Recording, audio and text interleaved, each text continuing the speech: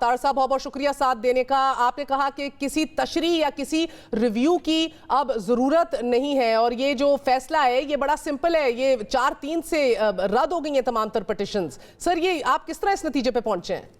ये 4-3 का डिसीजन आया है लीगली स्पीकिंग। 2 जज साहिबान ने जब ये बेंच था 9 रुकनी, उसमें उन्होंने लिख के ये पिटिशंस जो हैं वो खारिज की कि ये मेंटेनेबल नहीं है।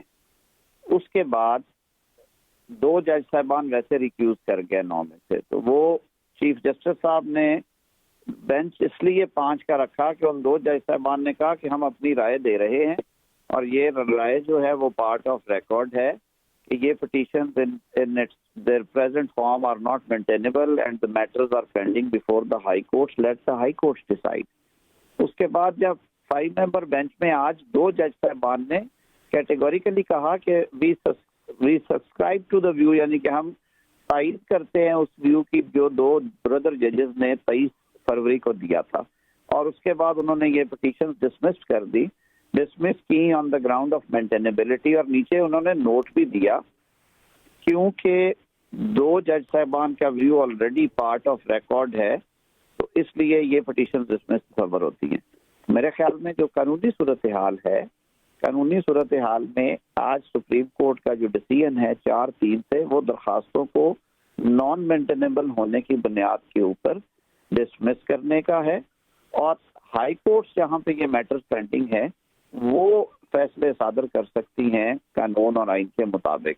और मीनवाइल ये गवर्नर और ईसीपी और उनके दरमियान मामला है कि वो डेट डिसाइड करके तो उस पे इलेक्शन का शेड्यूल दे दें अगर हालात कंजीनियल है और चीजें नॉर्मल। नहीं, मगर तार साहब मैं ये समझने की कोशिश कर रही हूँ कि जिन 2 मेंबर्स के आज आप नोट्स नत्थी कर रहे हैं 4-3 के फैसले पे आने के लिए, तो वो तो तब जब बैठे हुए थे और जब रिकॉन्स्टिट्यूट हुआ, अलहदा हो गए, तब आपने सवाल नहीं उठाया। आपने उस वक्त क्यों नहीं कहा कि इनको भी बुलाइए और इनको भी जरूर बिठाइए, बल्कि इसके बिल्कुल बरक्स आपने अपनी फुल कोर्ट की भी जो दरख्वास्त है वो भी वापस ले ली? तो केस तो नए 5 मेंबर बेंच जो रिकॉन्स्टिट्यूट हुआ है उसने सुना है ना, एतराज किया गया आप लोगों की जानिब से, ना सवाल उठाए गए, जो निकल गए उन्होंने तो दलाइल भी नहीं सुने।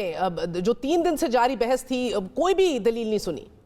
नहीं, मैं अर्ज करता हूं, उन्होंने दलाइल सुनने की जरूरत इसलिए नहीं थी कि उन्होंने अपनी राय का इजहार कर दिया कि ये जो पिटीशंस हैं in their present form pre mature हैं और ये मेंटेनेबल नहीं है, हम इन्हें डिसमिस करते हैं। उन्होंने ये नहीं कहा कि हम नहीं सुनना चाहते, उन्होंने कहा हम ये डिसमिस करते हैं और फर्दर इस ऑब्जर्वेशन के बाद चीफ जस्टिस साहब पे छोड़ते हैं कि मजीद कार्रवाई में हमें बैठने की जरूरत है। यानी चीफ जस्टिस साहब ने कहा जी आपका व्यू आ गया है, तो उन्हें बेंच में नहीं डाला गया। ये 2 जज साहबान, ये कभी ये तशरीह ना होती अगर आज के फैसले में 2 जज साहबान ये ना लिखते कि हम इन पिटीशंस को डिसमिस करते हैं being non maintainable and we actually follow the view expressed by our brother जजेस ऑन 23rd ऑफ फरवरी। और फिर ये नीचे नोट ना देते कि याद रहे कि 23 फरवरी को जो दिया गया था 2 जज साहबान का फैसला इन पिटीशंस को डिसमिस करने का, वो पार्ट ऑफ रिकॉर्ड है और ये इस जजमेंट का हिस्सा है। तो बड़ी सिंपल सी बात है, इसमें कोई ऐसी रॉकेट साइंस नहीं है। मैं एक अपनी तशरीह करता हूँ, अटॉर्नी जनरल साहब माशाल्लाह प्रिंसिपल लॉ ऑफिसर हैं, उन्होंने भी इसे गौर से पढ़ने के बाद और समझने के बाद इसी नुक्ते पे इत्तफाक किया। हमारे जो लॉयर्स हैं वो भी ये समझते हैं कि ये पिटीशन 4-3 से डिसमिस हो गई हैं और ये अब काबिल अमल नहीं है। अलबत्ता जो दोनों हाई कोर्ट्स में मैटर चल रहे हैं और इसी वजह से 4 जज साहबान ने ये पिटीशन खारिज की, जो हाई कोर्ट्स में चल रही हैं वो कानून के मुताबिक डिसाइड हों। उनको अगर किसी फरीक को उस पर एतराज है वो उनके खिलाफ अपील में सुप्रीम कोर्ट में आ जाए। ये तो है जी कानूनी पोजीशन। अब अगर पंचायती या वो पंचायती, मैं कहूँगा पंचायती बात करनी है तो उसके लिए फिर ठीक है। जो अब जो पंचायती बात का मसला नहीं है आजम रज़ी तार साहब, आज तक ऐसा नहीं हुआ कि 5 मेंबर बेंच जो बैठा हुआ है, उधर 7 लोग तो बैठे नहीं थे जब ये केस सुना जा रहा था, जो 5 लोग जो बैठे हुए हैं उनका फैसला छोड़ दिया जाए या ना सुना जाए, पहले 2 के नोट्स ऐड कर लिए जाए। जस्टिस अतर मिनल और जस्टिस याया अफरीदी के नोट्स जो है वो पार्ट ऑफ कोर्ट फाइल है, पार्ट ऑफ कोर्ट रिकॉर्ड है, मगर क्या जो नोट जस्टिस एजाजुल एहसन और जस्टिस मज़ाहिर नकवी ने दिए थे सुओ मोटो नोटिस के हवाले से, क्या वो नहीं है रिकॉर्ड का हिस्सा? ये तो इजाफी नोट्स हैं सारे। नहीं, वो देखें, वो नोट इस मुकदमे में नहीं आया, वो एक और बेंच में बैठे हुए उन्होंने दिया, और उस बेंच में वो केस सुन रहे थे गुलाम महमूद डोगर साहब जो हैं, उनकी वो बहाली का मौतली के बाद। वो इसका पार्ट ऑफ रिकॉर्ड नहीं है, उसकी बेसिस पे तो ये नोटिस लिया गया। उन्होंने रज़ाकाराना तौर पे बेंच से सुनने से माजरत कर दी कि उन पे ये एतराज़ था कि वो माइंड डिस्क्लोज कर चुके हैं, और दूसरा ये कि कुछ और बैकग्राउंड दी गई दरखास्तों में, और इस वजह से उन्होंने तो वॉलंटरीली रिक्यूज कर लिया ऑन देयर ओन।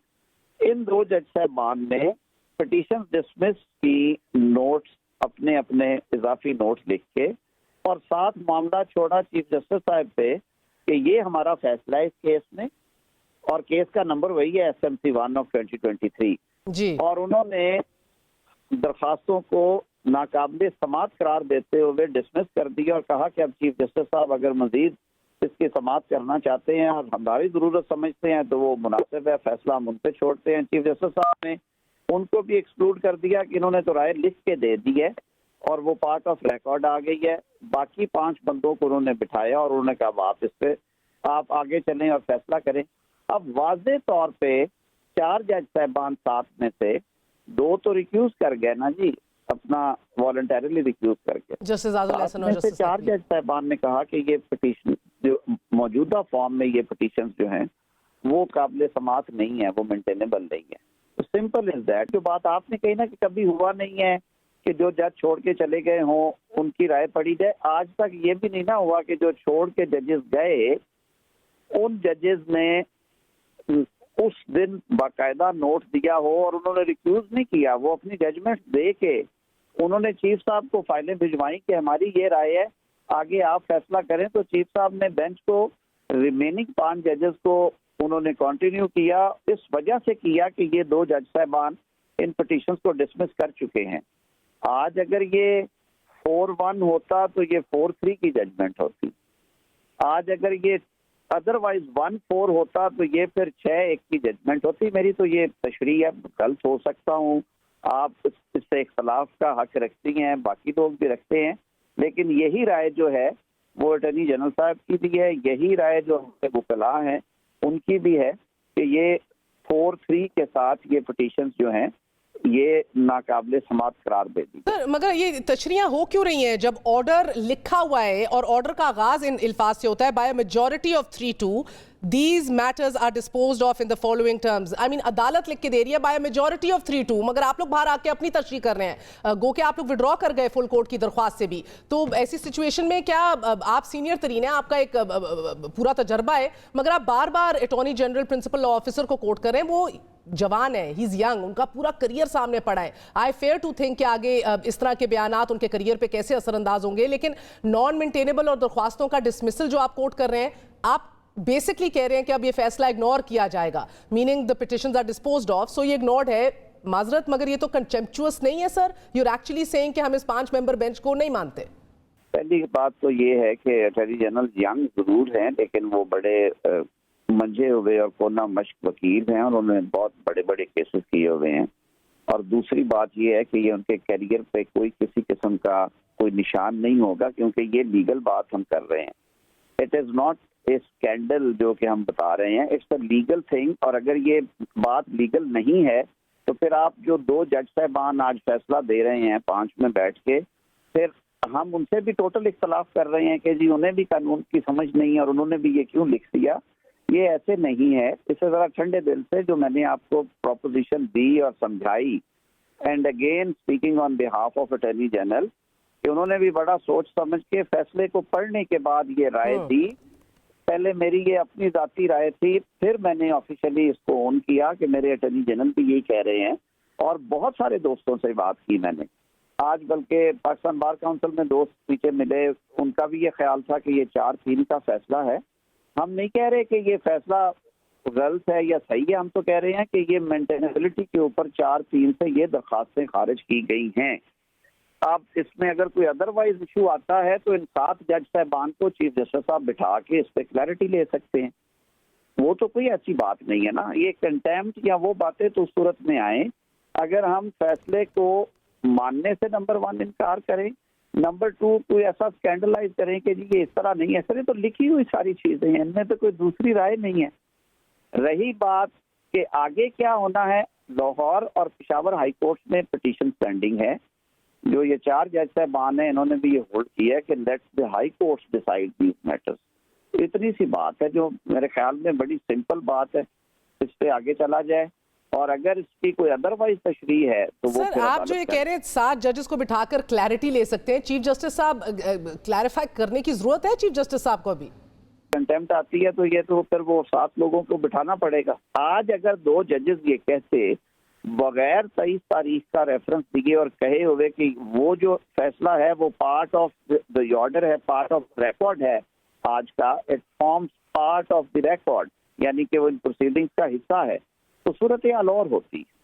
अच्छा, इंटरेस्टिंग। और सर आखिरी ये इलेक्शन कमीशन का मौक़िफ़ भी अब बड़ा इंटरेस्टिंग होगा। आज ये बताइएगा, क्योंकि इस फैसले में लिखा गया कि बेयर मिनिमम टाइम के अंदर जो है वो एक डेट फिक्स कर दी जाए। अब इसमें से गुंजाइश तो निकल आती है ना सर बेयर मिनिमम का, क्योंकि डिविएट्स का वर्ड भी इसके अंदर यूज़ हुआ है। इसको आप कैसे देख रहे हैं? कोई स्पेस भी दी है सुप्रीम कोर्ट के इस फैसले ने इलेक्शन कमीशन को, हालात के को मद्देनजर रखते हुए? जी ये देखें, ये तो इलेक्शन कमीशन और जो अदालत और इलेक्शन कमीशन के दरमियान मामला है। अदालत ज़ाहिर है, अदालत को इस बात का पता है कि जो इलेक्शन लॉज हैं वो एक मैकेनिज्म प्रोवाइड करते हैं जिनमें मिनिमम 54 रोज जो हैं वो दरकार होते हैं। तो इलेक्शन अगर सदर साहब की दी हुई तारीख या वो जो 90 दिन वाली है वो तो 12 अप्रैल को या 13 अप्रैल को ख़त्म हो रही है, तो उसमें तो अब वो नहीं हो सकते। तो 254 जो है आइन का आर्टिकल वो बड़ा वाज़ेह है, वो ये कहता है कि कोई चीज़ या कोई एक्शन इस वजह से अनकॉन्स्टिट्यूशनल नहीं होगा कि उसके लिए कॉन्स्टिट्यूशन ने एक टाइम फ्रेम प्रोवाइड किया था और वो उस टाइम फ्रेम में नहीं हो सका। ये फ्रेमर के ज़हन में था कि सिचुएशंस आएंगी। और अभी भी ये जो बातें कल आर्ग्यू हुई फ्लोर ऑफ द हाउस पे कि सेंसस हो रहे हैं, डिजिटल सेंसस, आधे मुल्क के इलेक्शन पुराने 17 वाले सेंसस पे हो जाएं, आधे मुल्क के इलेक्शन 23 वाले सेंसस पे हों, और वो 35 अरब रुपया एक तरह का पानी की तरह बह जाएगा, जो कि ऑलरेडी पिछली हुकूमत डिसाइड करके गई और जिसके लिए गैजेट्स, डिजिटल टैबलेट्स और वो सारी खरीद के फील्ड स्टाफ ट्रेन करके आज से काम शुरू कर दिया गया है। और इसी तरह जो 224 है वो भी रिडेंडेंट होता है, जिसमें केयर टेकर्स के साथ सारे मुल्क में यकसा माहौल करके पूरे मुल्क को डीपोलिटिसाइज करके एक वक्त से इलेक्शन, जिसकी वजह से इलेक्शन में शफाफियत आए और कोई प्रिडिक्ट ना कर सके। तो ये सारी चीजें सामने है। मेरे ख्याल में इलेक्शन कमीशन अभी भी उनको देखेगा। और जो बात मैंने कही है कि ये मामला हाई कोर्ट में है, ये हम ये तो नहीं कह रहे कि ये हमेशा के लिए चैप्टर क्लोज हो गया और अब इलेक्शंस नहीं होने। इलेक्शंस होने हैं। पॉलिटिकल पार्टीज ने कल भी कहा कि हम इलेक्शंस के लिए तैयार हैं, इलेक्शंस होंगे, लेकिन इलेक्शन का डेट किसने फिक्स करनी है वो फैसला सूबाई हाई कोर्ट में पेंडिंग है। एक ने कह दिया गवर्नर दे, उसकी आईसीए हुई है आज, उसको भी माना कि गवर्नर नहीं देगा। जो पंजाब का गवर्नर कह रहा है अब देखना है वो सदर देगा, सदर देगा तो वो वज़ीर आज़म की एडवाइस पे देगा। ये सारी चीजें थी जिन पे तनकीहात के ऊपर बात आगे चली। तो ये कोई नहीं कह रहा कि कभी भी इलेक्शन नहीं होंगे। कहा यह जा रहा है कि इलेक्शन के लिए साजगार माहौल है, या आया इलेक्शन आइसोलेशन में 8 महीने में 2 इलेक्शन अफोर्ड करता है पाकिस्तान, जिस मुआशी सूरत हाल का सामना कर रहा है, जो लॉ एंड ऑर्डर सिक्योरिटी के इश्यूज हैं, और जो हमारा कॉन्स्टिट्यूशनल स्कीम है कि यकसा एक दिन तमाम असम्बलीज के कौमी सूबाई के सारे सूबों में हो और उस वक्त मुल्क में टोटली निगरान हुकूमतें हों, किसी सियासी जमात की हुकूमत ना हो। तो ये बहुत बड़े सवालात हैं जिनके बहुत शुक्रिया।